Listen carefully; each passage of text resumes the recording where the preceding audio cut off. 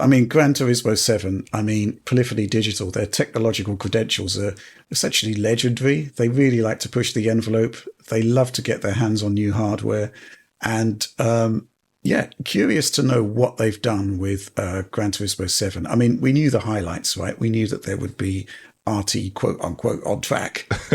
We knew there would be an 8K mode, but we'd never actually saw it or saw any media for it. But you have now been, I guess, both eyes on and hands on. That's correct, yeah. So GT7 was pretty impressive. They basically have two modes here, two new modes for PlayStation 5 Pro, a ray tracing mode and an image quality priority mode. And that ray tracing mode, I think, is probably a little bit more interesting. And it's what's been featured in the footage that we do have here and the footage that we've seen so far. So helpfully, they've provided the exact same replay on PS5 Pro in the RT mode and the base PS5 for me to show you here. So like when you look at the differences, the real-time cube maps do look pretty decent on base PS5, but the reflections aren't perspective correct and they're sort of warped around the car body. And the cars don't have self-reflections of the bodywork, and the mirrors don't have accurate reflections of the environment. And like little small reflective elements that are like circular don't really get the cube map treatment, obviously, because that would not look very good. So in the RT view, you're getting that. And of course, quickly cars reflect other cars, which is that kind of signature of RT reflections that we, often bemoan the lack of in some other titles. When you're going really, really fast, maybe it's not super noticeable, but when the cube maps are not showing, for instance, the reflection of a car in another car, you are noticing that. And here, that's just totally absent.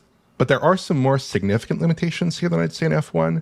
Like the buildings off track don't appear to get the RT reflections treatment. Track elements that aren't the cars don't appear to get RT reflections. So like glossy surfaces appear to mostly be using screen space reflections and cube maps and things like this as opposed to RT reflections. And image quality also takes a bit of a hit.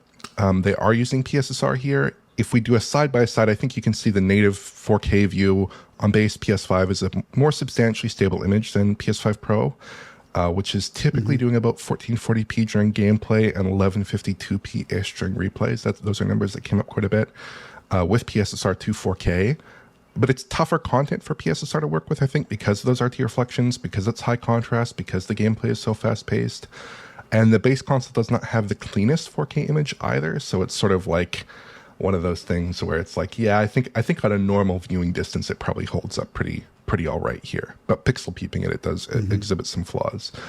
And then in replays, you go from a 30 FPS target on base PS5 with those ray tracing features to a 60 FPS target on the Pro. So you do get some improvements there in terms of frame rate, if not fidelity, in that mode. But there's also, if you're interested in 8K mode and image quality priority mode, much like F1. I know you gave up your 8K set, but perhaps that's of some interest. Absolutely. Well, tell me more.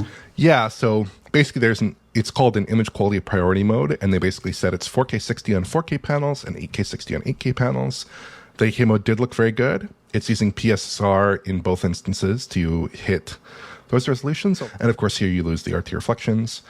It did look very clean, but personally, I would probably prefer to play at 4K, take the hit to image quality, and just enjoy those ray traced reflections on track, as we so often say. But I think that 8K mode might be compelling for those with an 8K television to at least try out. It does look very smooth, does look very sharp. If you happen to be sitting a couple feet away from that panel, I'm sure you will notice a pretty substantial difference there.